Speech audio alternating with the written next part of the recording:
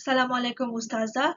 Jadi tajuk yang kami pilih untuk pembentangan tugasan 1 dan 2 ialah Ancaman International Convention of the Elimination of All Forms of Racial Discrimination dalam kalangan masyarakat Melayu dan terhadap agama Islam di Malaysia.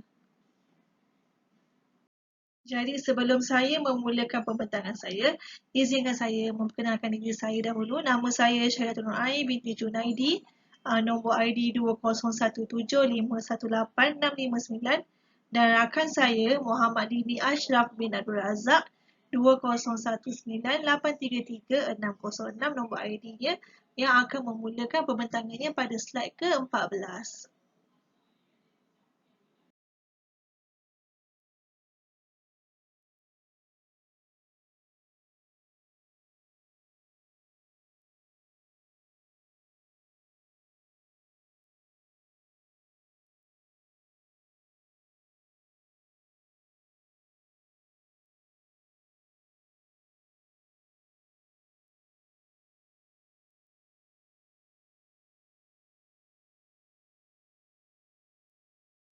Okey, bagi pendahuluan, saya akan terangkan kepada Ustazah secara ringkasnya apakah itu ICERT. ICERT, definisi di dalam bahasa Melayu adalah Convention Antarabangsa mengenai penghapusan segala bentuk diskriminasi kaum. ICERT sebenarnya adalah singkatan bagi International Convention of the Elimination of All Forms of Racial Discrimination. Okay. Nama dan istilah yang digunakan bersifat ilmiah atau akademik ini sebenarnya agak janggal bagi masyarakat dan tidak begitu terlalu sensitif kerana maknanya yang tersembunyi. Okay. Selain itu, tentang ICERT. Okay. ICERT diterima oleh Perhimpunan Agung PBB pada 21 Disember 1965. ICERT diadaptasi oleh Perhimpunan Umum PBB pada tahun 1963. So, di Malaysia, ia menjadi tanggungjawab utama bagi ahli-ahli Majlis Hak Asasi Manusia PBB untuk meratifikasi semua konvensyen hak asasi manusia. Jadi, di Malaysia buat masa ini, kita telah meratifikasikan hanya 3 konvensyen, iaitu yang pertama, Konvensyen Penghapusan Semua Bentuk Diskriminasi terhadap Wanita, yang kedua, Konvensyen mengenai hak kanak-kanak, yang ketiga, Konvensyen Hak Orang Kurang Upaya. Untuk fokus perbincangan pula, perbincangan artikel ini adalah untuk menganalisis tujuan sebenar ICERT diratifikasikan. Yang kedua, untuk mengetahui apakah adakah ICERT ini bertentangan dengan Perlembagaan Persekutuan. Yang ketiga, untuk mengetahui sebab Islam patut menentang dalam meratifikasikan ICERT. Okey, bagi negara yang telah meratifikasikan, buat pengetahuan Ustazah, Malaysia merupakan salah satu negara ataupun ahli Majlis Hak Asasi Manusia dan juga ahli PBB yang masih belum meratifikasikan ICERT, termasuk negara-negara yang lain seperti Singapura, Myanmar, Korea Utara, Kepulauan Marshall, Brunei dan lain-lain. Buat masa ini hanya 175 negara anggota PBB yang telah meratifikasikan ICERT ini. Yang terakhir, tanggungjawab negara ahli. So, negara ahli yang telah meratifikasikan konvensyen ini, mereka bertanggungjawab untuk tidak boleh menyokong atau mempertahankan diskriminasi individu atau perkumpulan untuk mengubah ataupun menghapuskan undang-undang yang ada yang boleh menyebabkan ataupun menyokong diskriminasi kaum. Jadi buat masa ini adalah untuk pendahuluan.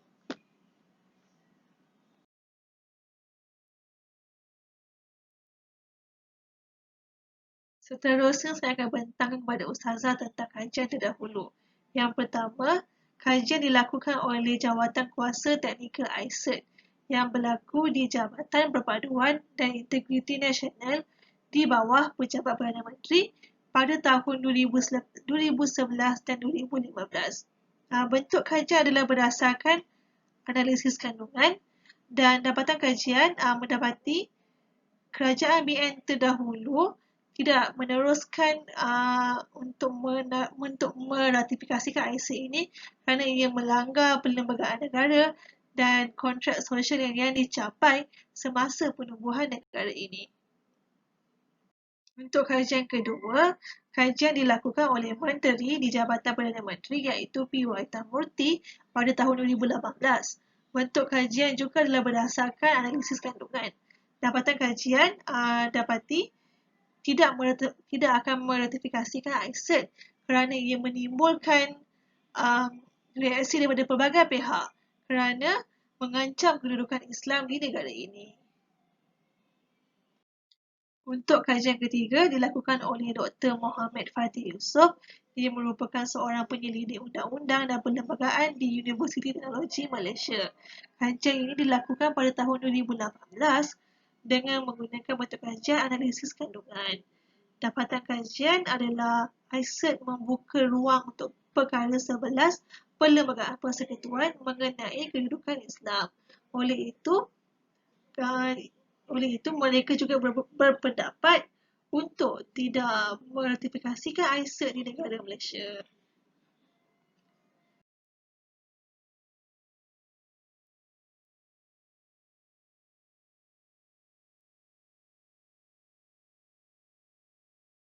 Baik Ustazah.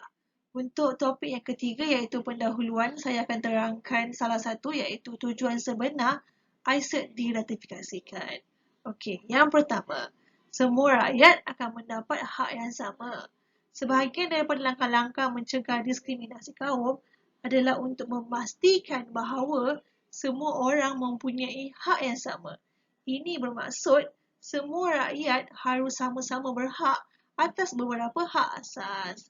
Selain itu, ungkapan kebencian akan diklasifikasikan sebagai jenayah. Ungkapan kebencian biasanya merupakan ucapan ataupun kenyataan yang menyerang orang lain kerana mereka berbeza daripada segi bangsa, etnik ataupun faktor lain. Sekiranya mereka menyerang masyarakat yang berbeza bangsa semua ini, ia akan menjadi sebagai satu kesalahan di bawah undang-undang. Yang ketiga, tujuan sebenar ICE ini diratifikasikan adalah satu badan bebas untuk memastikan bahawa negara ahli patuh ICE. Dan yang terakhir sekali, negara ahli tidak perlu mematuhi 100% syarat ICE. Walaupun secara logiknya, mana-mana negara yang telah menandatangani perjanjian ICE ini, mereka mesti mematuhi semua peraturannya. Tapi sebenarnya ini tidak benar. Perjanjian ini membolehkan negara ahli secara fleksibel untuk menyatakan alasan-alasan yang menghalangnya daripada melaksanakan dasar-dasar ICE selagi alasan-alasan ini selaras dengan objektif ICE. Sekian saja daripada saya. Saya akan paskan kepada Ashraf untuk menerangkan kepada Ustazah dengan lebih lanjut tentang perkara-perkara yang lain. Terima kasih Ustazah.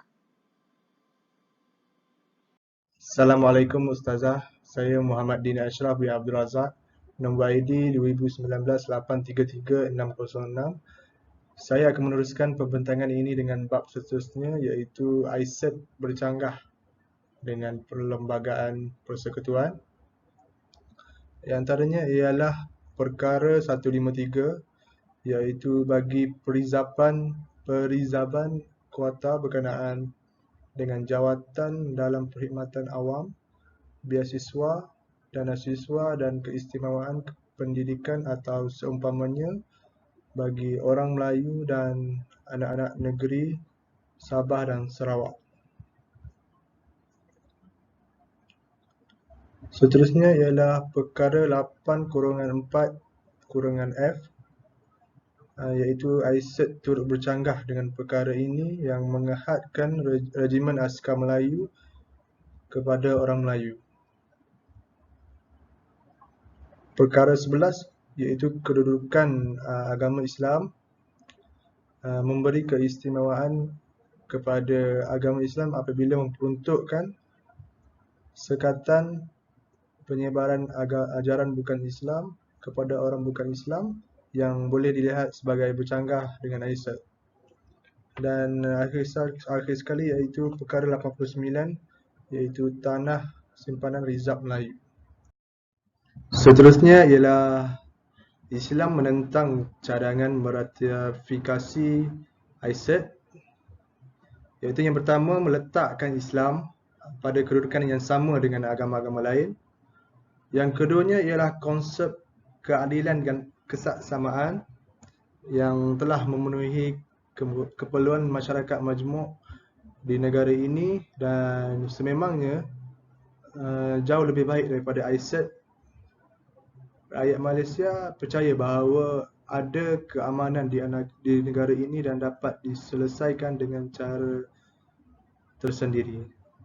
Dan yang ketiganya ialah mempunyai definisi bebas mengenai kesan penjajahan dan kejahilan, terutamanya dari segi diskriminasi, keadilan dan kebenaran. Yang keempat iaitu Islam sudah mempunyai cara tersendiri untuk kesejahteraan dan keadilan. Itu semua orang tanpa memerlukan hak asasi manusia bersibarakat yang penuh dengan hipokrasi dan ironi. Akhir sekali iaitu disebabkan kegemilangan bangsa hanya wujud apabila Islam disokong Islam dan ianya tidak terletak pada warna kulit atau DNA bangsa. Oleh itu, umat Islam di negara ini harus menegakkan semangat dan menyesuaikan agenda perjuangan untuk mengekalkan kegemilangan Islam.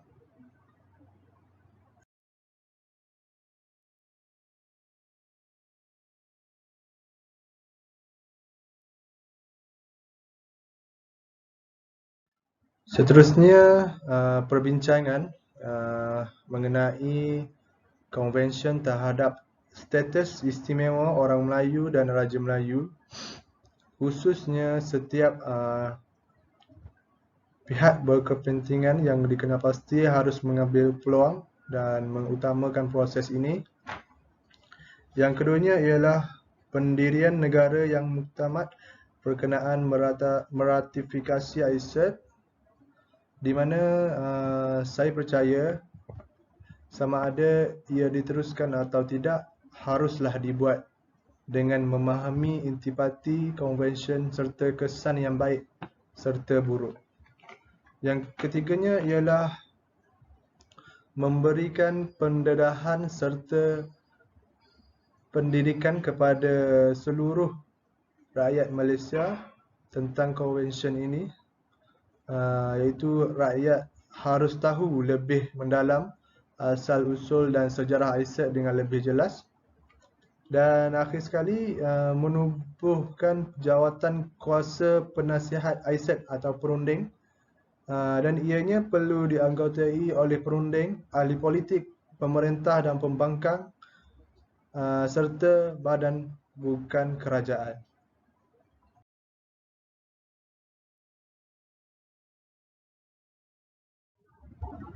Kesimpulannya ialah ICED tidak sesuai untuk diterima kerana terdapat dalam sejarah, adat dan etnik tempatan. Lebih-lebih lagi, mereka yang meratifikasi konvensyen tidak semestinya mengikuti semua ketentuan konvensyen seperti Israel. Walaupun begitu, saya menghormati keputusan negara-negara Islam seperti Palestin dan Arab Saudi untuk menandatangani konvensyen itu kerana mereka lebih mengetahui masalah dan mafsadah mereka sendiri. Di samping itu, tidak ada masalah penindasan atau pelanggaran hak asasi manusia di Malaysia kerana perlembagaan Malaysia sendiri menjamin hak setiap kaum dan agama. Inilah yang dinyatakan dalam artikel 5 hingga 13 Perlembagaan Malaysia. Tanpa kelulusan ISET, Perlembagaan Malaysia menjamin hak agama dan kaum setiap warga negara. Sebarang kelulusan yang melibatkan isu-isu dan agama harus dipersetujui oleh Yang di-Pertuan Agong dan Duli-Duli Yang Maha Mulia Raja-Raja untuk diperkenankan.